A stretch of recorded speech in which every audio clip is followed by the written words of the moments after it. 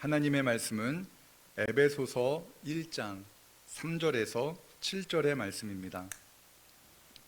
찬송하리로다. 하나님 곧 우리 주 예수 그리스도의 아버지께서 그리스도 안에서 하늘에 속한 모든 신령한 복을 우리에게 주시되 곧 창세 전에 그리스도 안에서 우리를 택하사 우리로 사랑 안에서 그 앞에 거룩하고 흠이 없게 하시려고 그 기쁘신 뜻대로 우리를 예정하사 예수 그리스도로 말미암아 자기의 아들들이 되게 하셨으니 이는 그가 사랑하시는 자 안에서 우리에게 거저 주시는 바 그의 은혜의 영광을 찬송하게 하려는 것이라. 우리는 그리스도 안에서 그의 은혜의 풍성함을 따라 그의 피로 말미암아 속량 곧 죄 사함을 받았느니라. 아멘.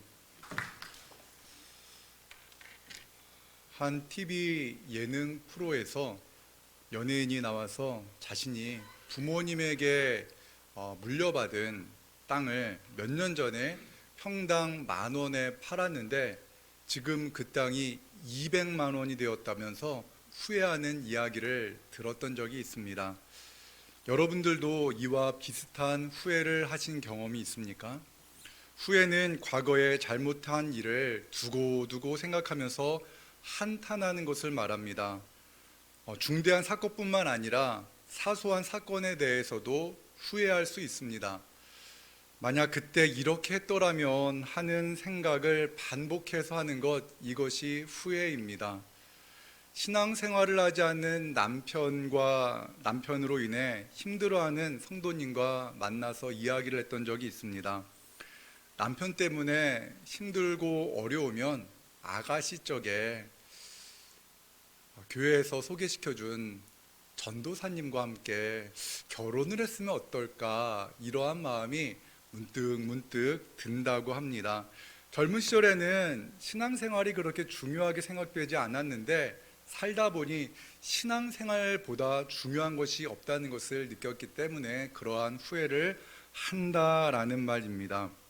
혹시 이 자리에 계신 분들, 남편분 중에서 혹시 내가 신앙생활 제대로 안 해서 내 아내가 이런 후회를 하는가 좀 두려운 분이 계십니까? 걱정하지 마십시오.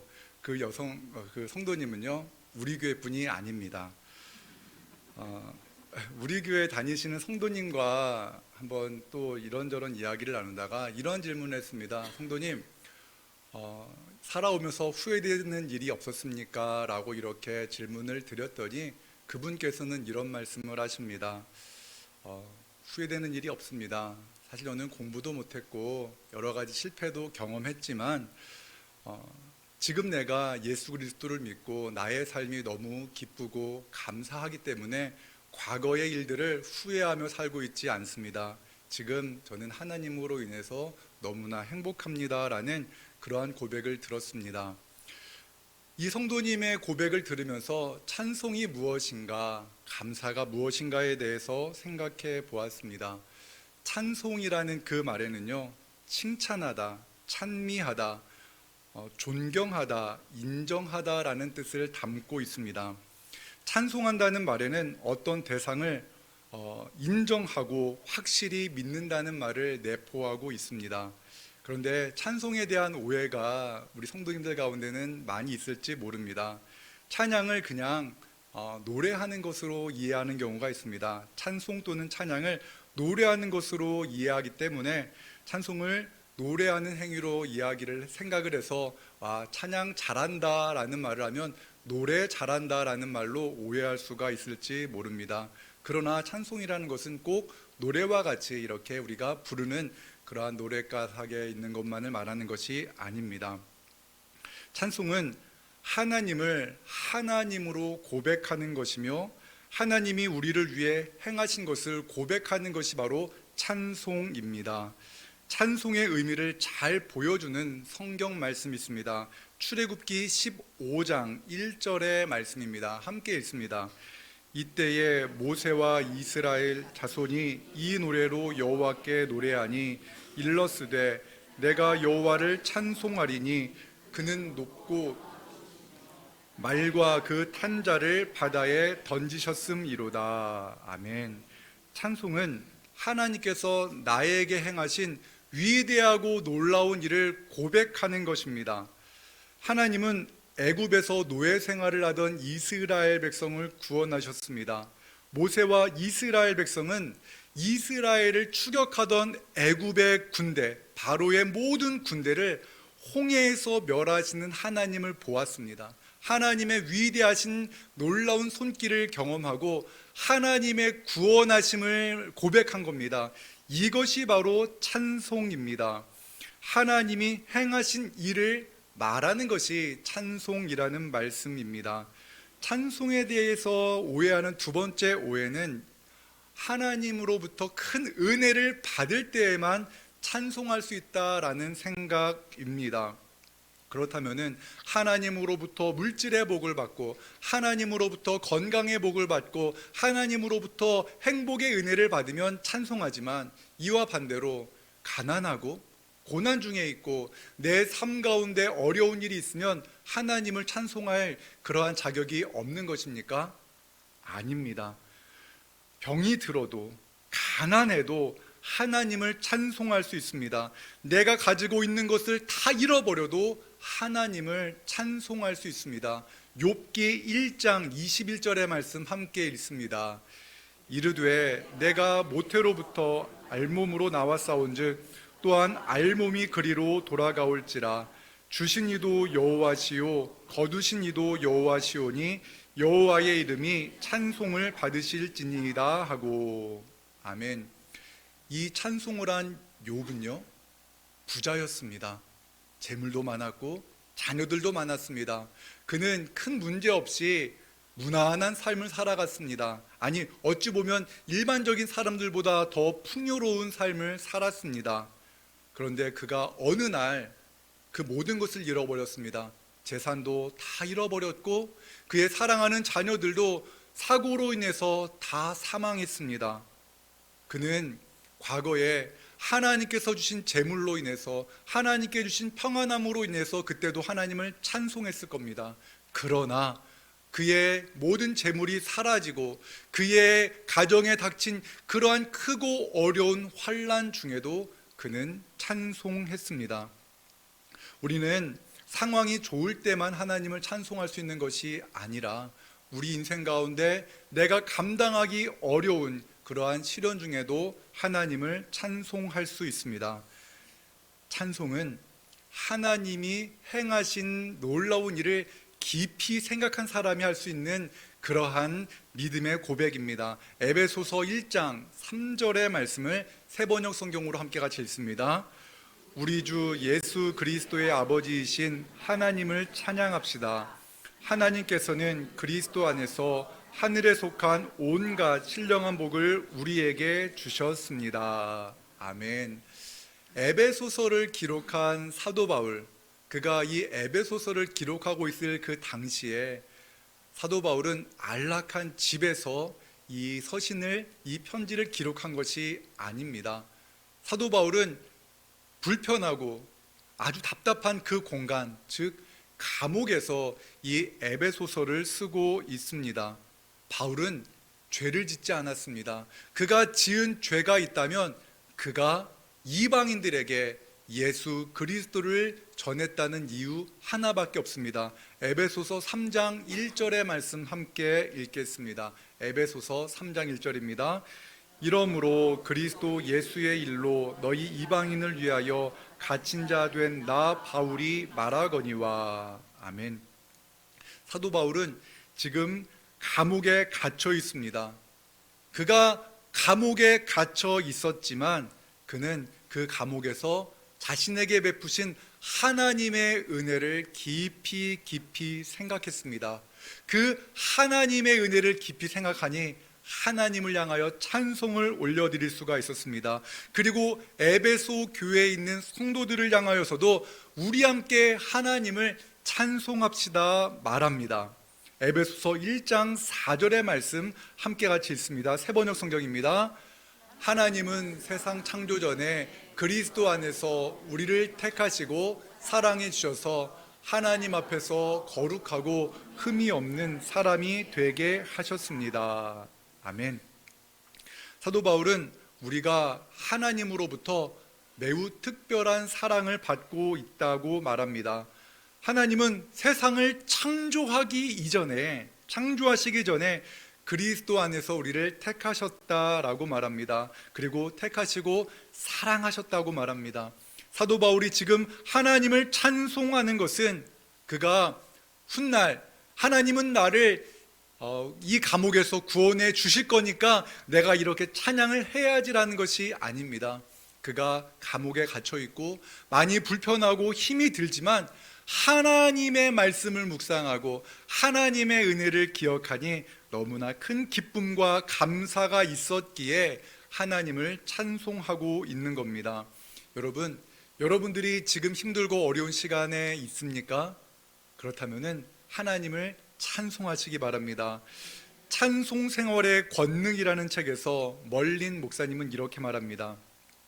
우리는 결과를 예상하고 찬송을 드려서는 안 되며 지금 처해 있는 바로 이 상태에서 주님을 찬송해야 합니다. 찬송하는 것은 현재의 상태가 하나님의 사랑과 은혜의 시간이라는 것을 즐거운 마음으로 받아들이는 데서 시작됩니다.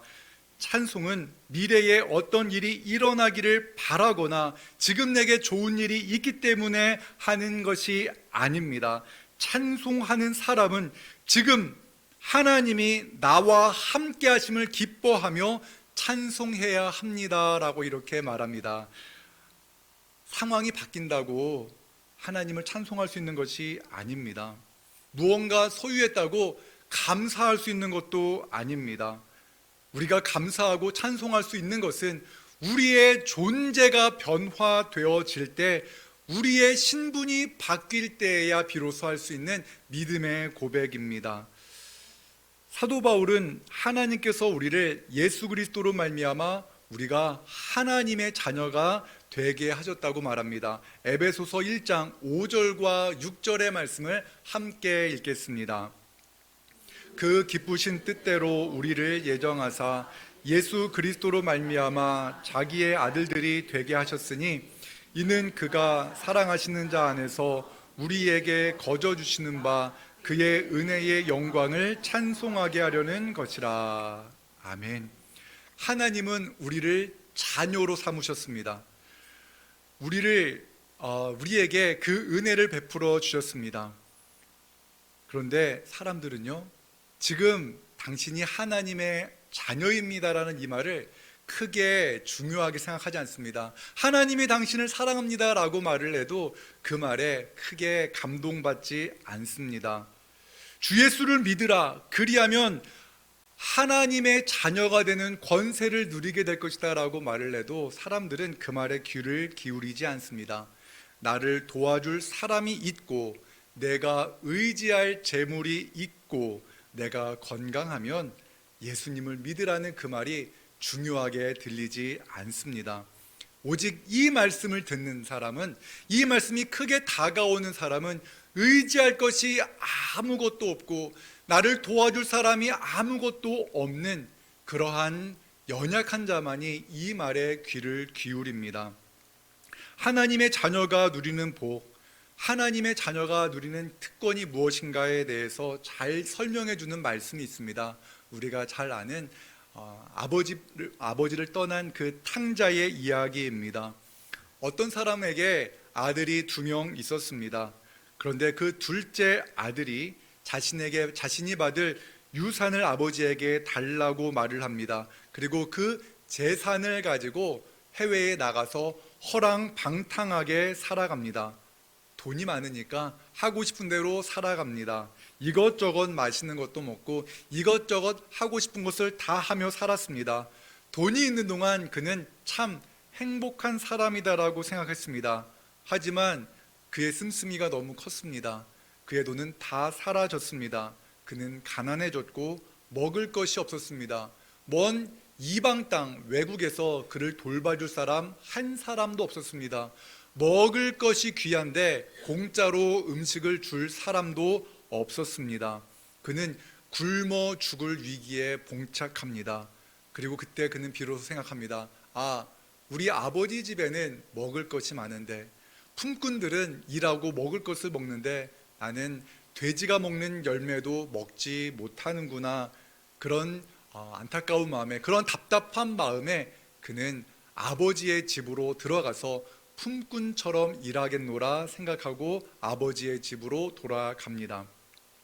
집 나간 아들이 돌아오는 것을 본 아버지는 그를 향해 달려나갑니다. 그리고 그를 맞아 그를 안아줍니다. 그리고 그에게 가장 좋은 옷을 입히고 신발을 신깁니다. 그리고 잔치를 벌이며 많은 사람들, 그 자리에 모여있는 사람들에게 이렇게 말합니다. 누가복음 15장 24절의 말씀 함께 읽겠습니다. 이 내 아들은 죽었다가 다시 살아났으며 내가 잃었다가 다시 얻었노라 하니 그들이 즐거워하더라. 아멘. 참 못된 아들 아닙니까? 아버지로부터 받을 재산을 받아서 허랑방탕하게 살다가 돌아온 아들인데, 아버지는 그 아들이 다시 돌아왔다, 죽었던 아들이 살아서 돌아왔다라며 기뻐합니다. 이것이 바로 태초 전에, 창세 전에 우리를 향한 하나님의 마음입니다. 하나님은 죄로 인해 하나님을 떠난 우리가 하나님 아버지의 품으로 돌아오기를 간절히 바라고 계십니다. 사람은 자신을 의지하며 살아가는 동안 절대로 평안하지 못합니다. 집을 나간 아들의 수중에서 돈이 떨어지는 것, 그것은 본인에게는 불안한 일이지만 아버지에게는 기쁜 일입니다. 그리고 그 아들, 돈을 의지하며 살아가는 사람에게 있어서는 더 멀리 보면 그것은 은혜입니다. 아무것도 의지할 수 있는 것이 없는 것이 은혜라는 말입니다. 그래야 하루라도 더 빨리 아버지의 품으로 돌아올 수 있기 때문입니다. 지난 주일에 우리가 말씀을 나누었던 것처럼 우리 모든 그리스도인들에게는 하나님 아버지로부터, 우리 주 예수 그리스도로부터 오는 은혜와 평안이 필요합니다. 하나님을 아버지로 고백하지 못한 채 살아가는 인생은 비록 어른이 되어도, 나이가 들어도, 가정을 이루었지만 참된 평안과 은혜를 모른 채 살아갑니다. 예수님을 통해 구원받고 하나님의 자녀가 아닌 사람은 여전히 자신의 힘과 재물과 또한 건강을 의지하며 살아갑니다. 그렇기 때문에 늘 평안을 모른 채 불안하게 살아갈 수밖에 없습니다. 한 성도님 댁을 방문했는데 그 성도님은 이런 말을 합니다. 자신은 5살 때 전쟁이 나서 피난을 갔다고 합니다. 피난을 가는 도중에 피난길에 폭격기를 만났답니다. 엄청난 폭탄들이 떨어질 때 그의 부모님이 그를 계곡으로 집어 던졌다고 합니다. 왜 엄마가 나를 던질까라고 두려움 속에서 계곡에 굴러 떨어졌는데, 한참 폭격 후에 엄마가 있었던 그곳으로 올라가 보니 그곳에 있었던 모든 사람들이 다 죽었답니다. 그의 부모님도 폭격으로 다 돌아가셨답니다. 울고 있는데 미군 찝차가 와서 자신을 데려가서 고아원에 데려놓았다고 합니다. 5살 때부터 이분은 자신의 힘을 의지해서 살아가야 했다고 합니다. 먹을 것을 자기가 챙겨야 되고 자신을 돌봐주는 사람 한 명 없는 세상에서 힘겹게 살아왔다고 합니다. 얼마나 고달픈 인생입니까? 늘 불안했고 늘 외로웠다고 합니다. 하나님을 아버지로 고백하지 못하고 살아가는 인생이 바로 그와 같습니다. 그에게는 평안함이 없습니다. 예수님께서 그렇게 힘겹게 나의 힘만이 내가 살 길이다 의지하며 살아가는 그렇게 고달픈 인생을 향하여 우리 주님께서는 생명의 길을 예비하셨습니다. 은혜의 길을 준비하셨습니다. 요한복음 1장 12절의 말씀을 함께 같이 읽겠습니다. 영접하는 자, 곧 그 이름을 믿는 자들에게는 하나님의 자녀가 되는 권세를 주셨으니. 아멘. 하나님은 그가 사랑하시는 예수 그리스도 안에서 우리에게 은혜를 베풀어 주셨습니다. 그 은혜는 우리 입장에서는 거저 주시는 은혜이지만 하나님 입장에서는 거저가 아닙니다. 독생자 예수 그리스도를 십자가에 달려 죽게 하심으로 그 사랑하는 독자가 죽어가는 그 아픔, 그 슬픔을 참아내야 되는 그러한 고통이 따랐던 그러한 희생의 사랑입니다. 우리를 하나님께서 자녀로 삼기 위해서는 그러한 희생이 필요했습니다. 구약 율법에 의하면 하나님께 죄를 지은 사람이 하나님께 나아가기 위해서는 흠없는 짐승, 양이나 염소를 가지고 그를 제사장에게 가져가서 그 짐승을 죽임으로 그 피를 흘려서 그 짐승이 자신을 위해 대신 죽음으로 그 피로 하나님께 용서를 받았습니다. 이것이 바로 구약의 제사입니다. 그러나 그 짐승을 죽이는 제사는 일회적입니다. 영원할 수가 없었습니다. 그래서 우리를 위해서 하나님의 독생자 예수 그리스도께서 죄 없는 하나님의 어린 양으로 이 땅에 오셨습니다. 예수님께서는 우리의 모든 죄를 대신 짊어지시고 십자가에 달려서 흠없는 하나님의 어린 양으로 죽으셨습니다. 그가 흘리신 물과 피와 물로 말미암아 우리의 모든 죄가 다 용서받은 것입니다. 그래서 우리는 하나님께 나아갈 수 있게 되었습니다. 이것이 바로 하나님께서 우리에게 베푸신 은혜입니다. 이것이 바로 우리가 값없이 받은 하나님의 은혜입니다. 누구든지 예수님을 나의 인생의 주라고 고백할 때 하나님의 자녀가 되는 은혜를 누리게 되는 것입니다. 그 이름을 믿는 자, 예수 그리스도를 믿는 모든 자는 하나님의 자녀가 되는 권세를 주셨음을 여러분 믿음으로 고백하시기를 바랍니다. 에베소서 1장 7절의 말씀 세번역 성경으로 함께 같이 읽겠습니다. 우리는 이 아들 안에서 하나님의 풍성한 은혜를 따라 그의 피로 구속 곧 죄 용서를 받게 되었습니다. 아멘. 이 말씀이 이해가 되십니까? 그리스도께서 십자가에 달려 죽으신 것은 2000년 전에 일어난 그러한 사건입니다.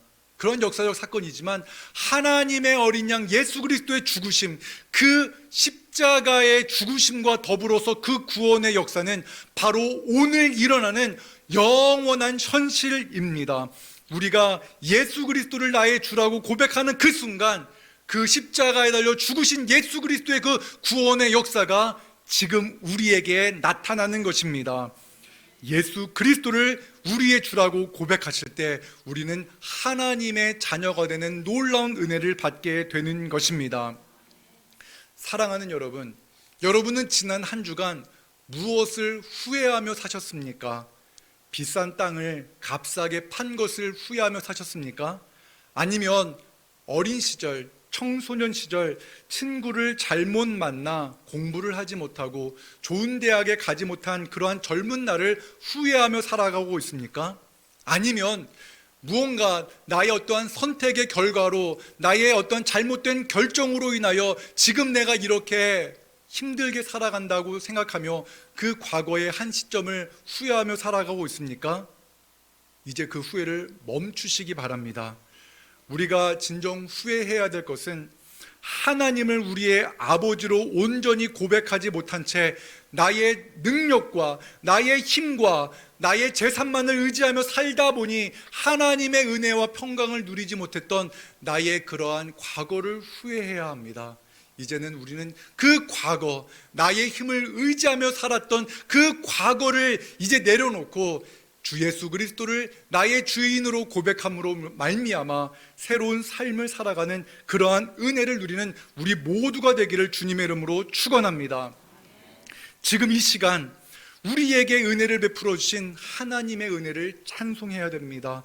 찬송은 우리 삶의 감사를 회복시켜 줍니다. 후회를 멈추고 감사하게 하는 유일한 길은 찬송입니다. 우리가 찬송함으로 말미암아 주님 품에 안김으로 주님께 나아가는 그러한 은혜를 누리는 그러한 복된 하루가 되기를 원합니다. 사랑과 은혜 하나님, 지난 우리의 삶을 돌아보니 하나님을 아버지라고 고백하지 못했을 때 우리는 늘 부족했고 늘 불안했고 하나님 만족감이 없었습니다. 하나님 아버지, 이제 우리가 예수 그리스도 그 놀라운 은혜로 말미암아 하나님의 아들, 하나님의 딸이 되었으니 이제는 하나님을 찬송하며 살아가게 하여 주시옵소서.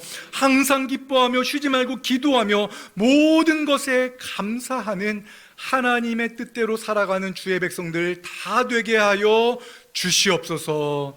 예수님의 이름으로 기도합니다. 아멘.